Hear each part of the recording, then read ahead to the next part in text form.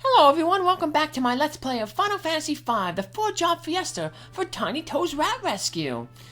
Last episode, TnyToe, Lenna, and Faris were all captured by Exdeath after warping into Galuf's world.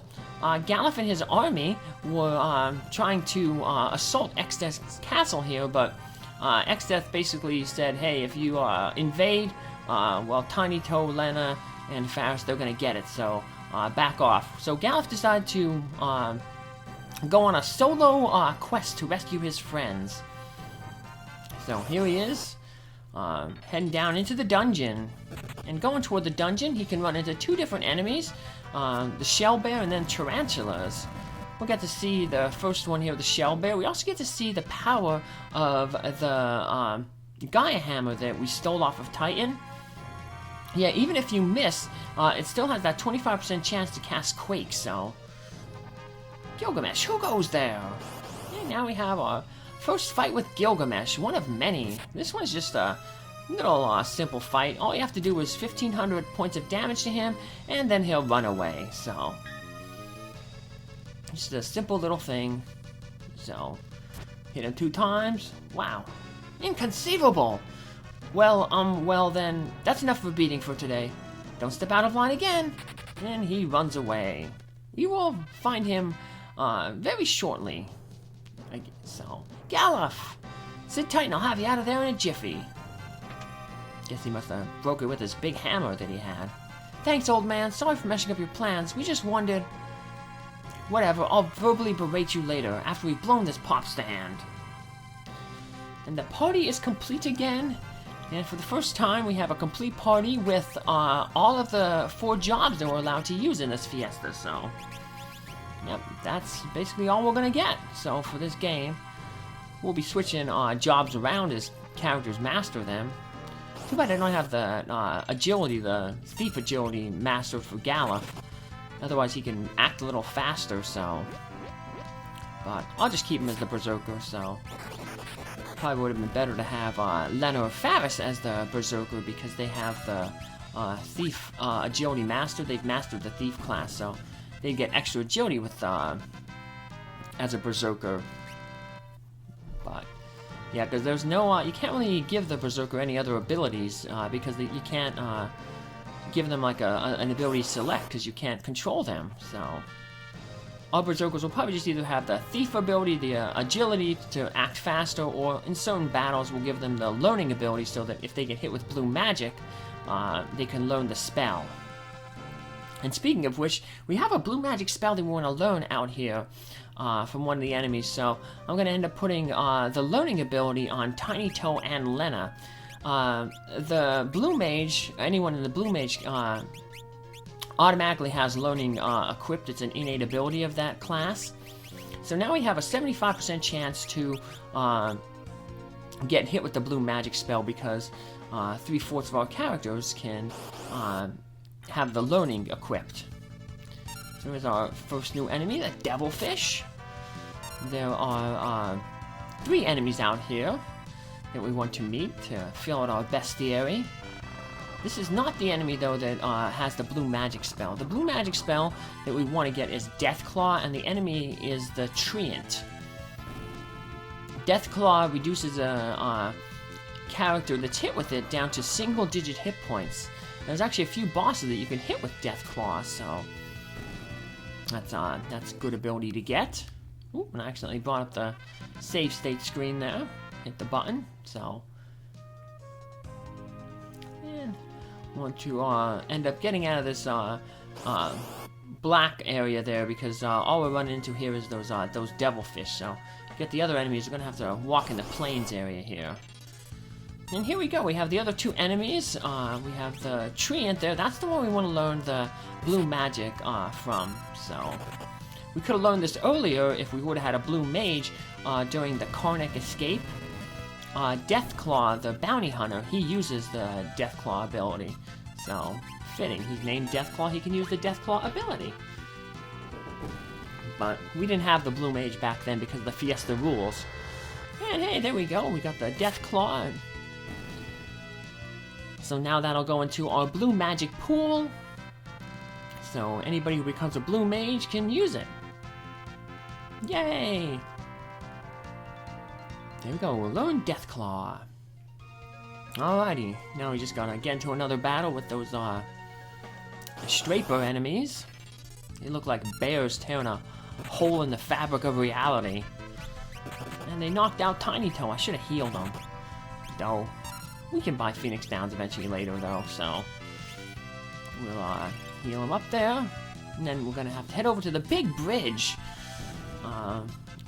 Has a very interesting track.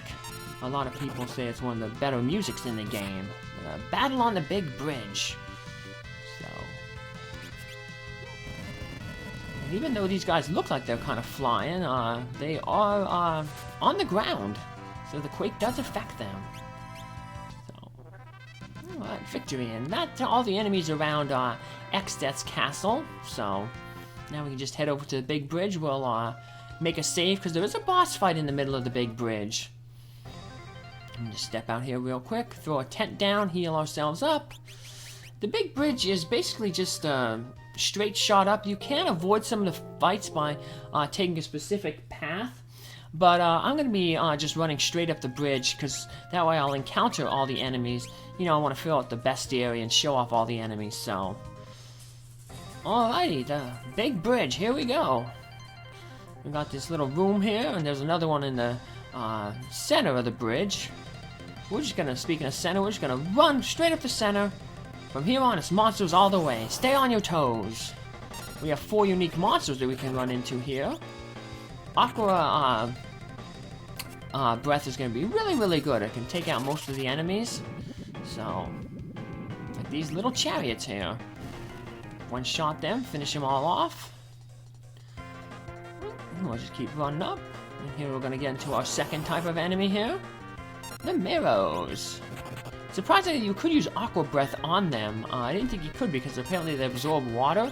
But I don't know if Aqua Breath doesn't count as water. But yeah, or maybe the bestiary I got the information from has this wrong. But yeah, you can take out the Mirrors with the Aqua Breath.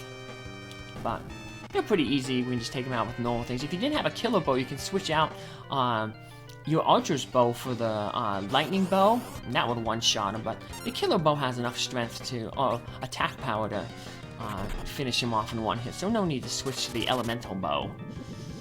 No need to switch our tactics up to use an Aqua Breath. Take out the flying killers there, those cats. And we get into another fight with some small chariots, those little chariots.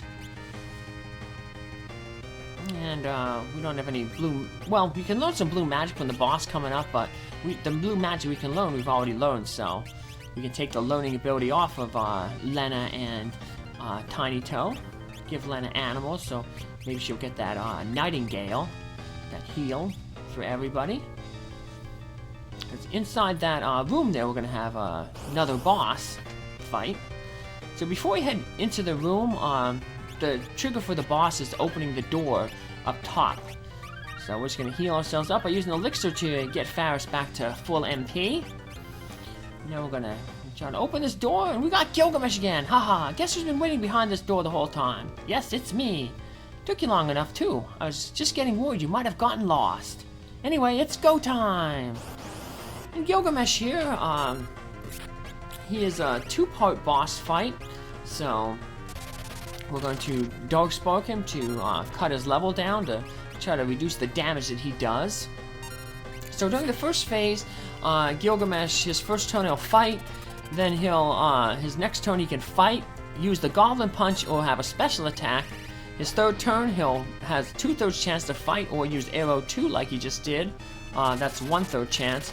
And then, in his fourth turn, he'll fight. He has 1/3 chance to fight, 1/3 chance to use a special attack, and 1/3 chance to use a Wind Slash. And then his AI will just repeat. And he'll stay on that AI script until we get him below 2,500 hit points. At that point, he's going to switch his AI, and he's going to get a lot tougher, because what he's going to do is he's going to buff himself up. He's going to give himself the haste status, which means he'll act twice as fast. He's going to give himself the armor status, which doubles his defense, physical defense. The shell status, which doubles his magical defense. And he's going to incorporate jump into his attack pattern. He'll have a two script AI. First turn he'll fight, jump. He'll either fight, jump, or use electric shock. And then on his second turn, he has 2/3 chance to fight and 1/3 chance to jump. So he's gonna be jumping a lot, and as you can see, we're not doing a lot of damage. So that's because of that armor. So even if we use magic, not gonna really help, because that's reduced as well through the shell. Yeah, you can see he's jumping a lot, and he don't really like Lenna. He keeps jumping on her. This would be a good fight for Galuf to actually hit, because remember, Berserkers have that 25-50% bonus that they get, because they can sometimes ignore some of the enemy's defense. But unfortunately, Galuf just seems to keep missing. And the Quake ain't really doing too much damage, because once again, Gilgamesh threw that shell status on him, so those are both white magic spells. Armor and shell. Haste, though, is a time mage spell, so I guess Gilgamesh is multi-classed. Let's just keep whittling away. Thankfully, like I said, we only have to do 2,500 damage to him in this phase. So, I guess it's more like, 5,000, because our damage is basically cut in half. But luckily, even though jump is pretty terrible, and only really single targets, so we should be able to keep up on healing. Oh god, goodness gracious! I just remembered something. See ya, I must go, but we'll meet again. And we will meet again. So, several times throughout the course of the game. Yep, he'll become a recurring mini-boss. And he pretty much endears himself to the Final Fantasy fandom. They put him in a lot of other future games. I know he's in Final Fantasy VIII. And, I think he's in 12? I've only played up to 8. But I've seen some other people play some of the other games in, like on streamers or on like marathons, like games done quick. Krill! Grandpa, the barrier, look out!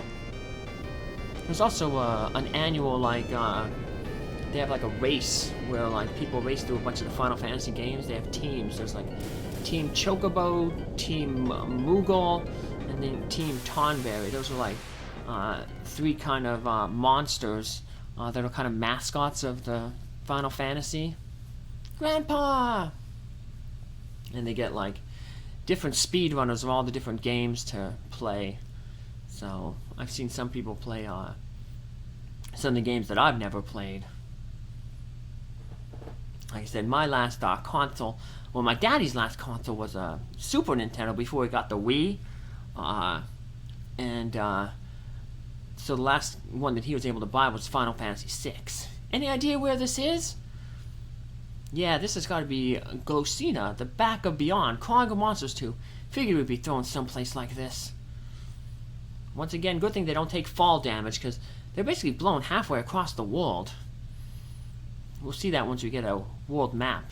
Sorry about all this, I mean, we came to help you, but you ended up helping us. As usual, I meant it, Yanni. You really didn't have to come. Meddlesome bums, the lot of you.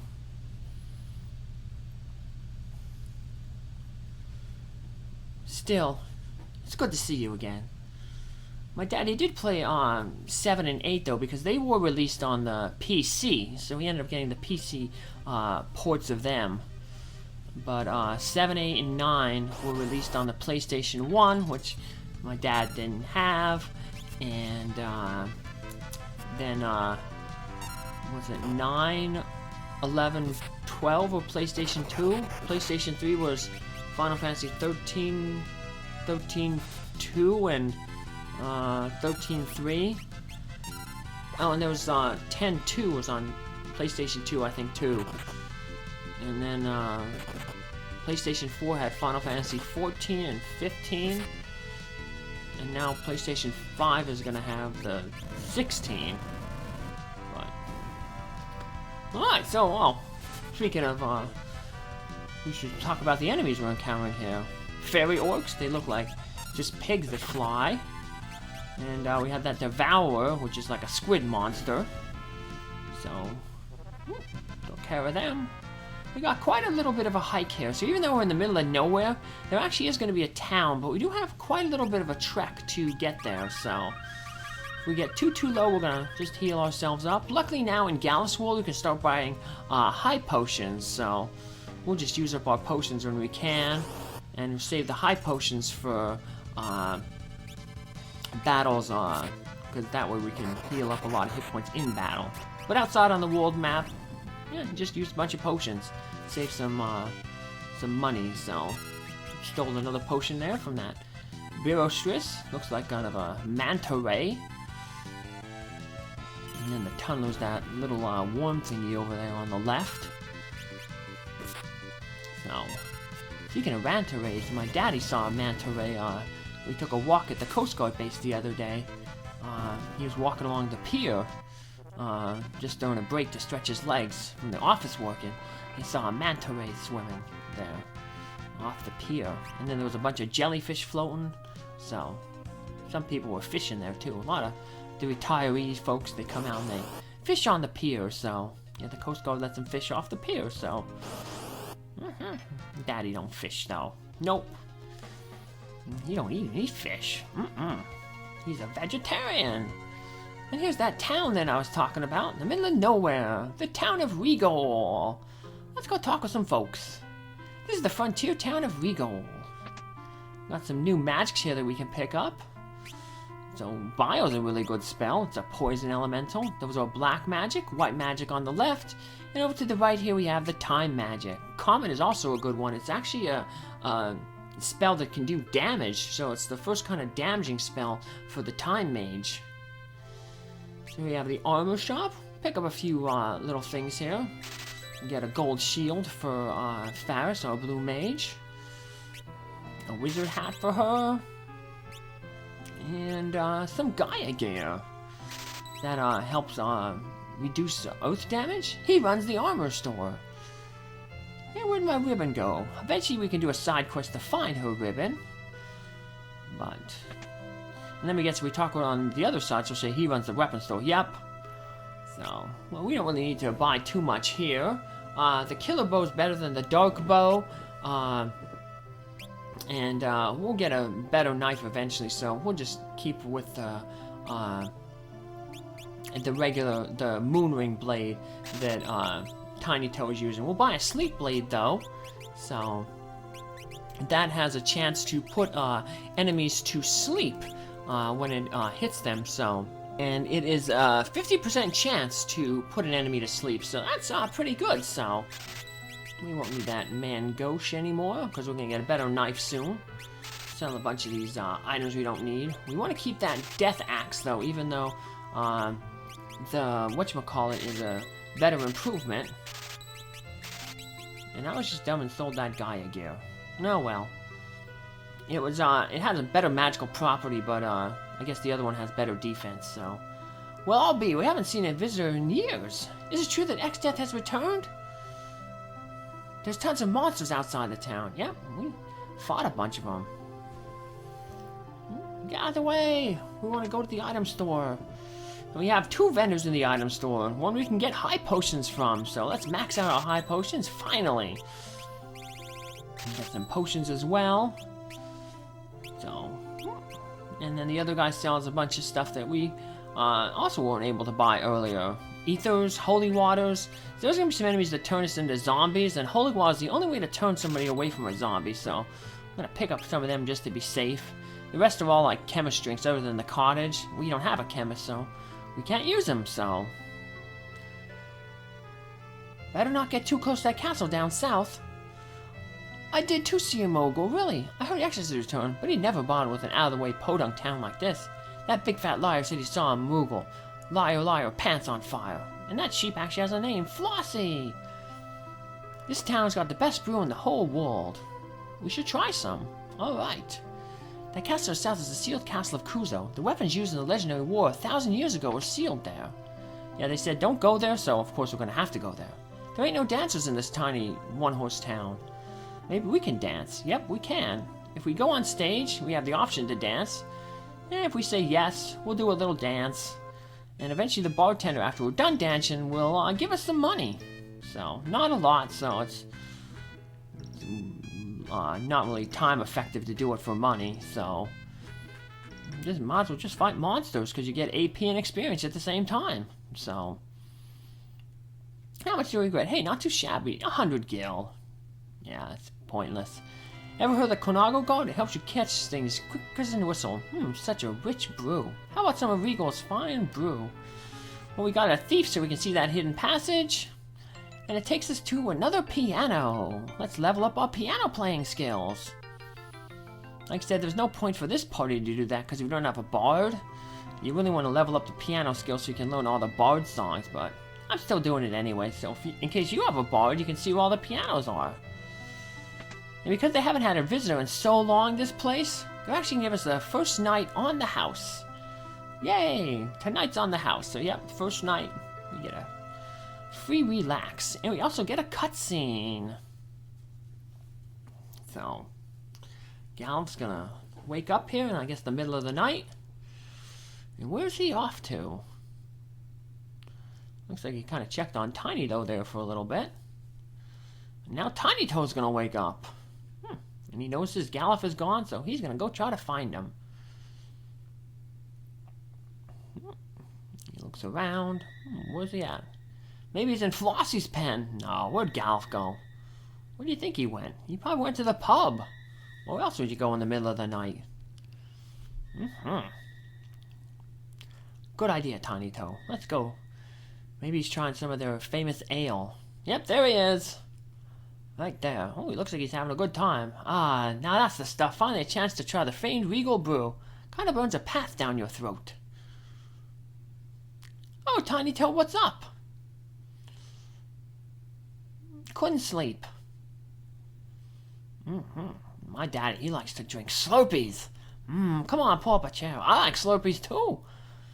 Galuf, I'm sorry, if we hadn't butted in, you'd have been able to get into Exdeath's castle. Nah, if we had gotten in, the barrier would have destroyed us. I hadn't the slightest inkling it had been finished. In fact, it's only thanks to you that we weren't all crushed. So hey, maybe we did save him in the long run. Galuf. But he does bring up that barrier. We're gonna have to take down that barrier somehow. TnyToe, you knew that once you came here, you could never return. Why did you come? No particular reason. TnyToe. Hey, don't worry about it. Oh, they bonded over a night at the pub. Nice. But, yeah, it looks like now there's a barrier problem going on. It's kind of like, reminds me of Star Wars once again, like the Forest Moon of Endor. There was the shield generator for the second Death Star. Well, now there's a shield generator around Exdeath's castle. So, probably gonna have to take that out somehow, but, that'll be for another episode. We're gonna end it right here, and I guess we're gonna have to head south and check out that castle that we were told not to check out. So, take care, have a good day, everyone. Bye!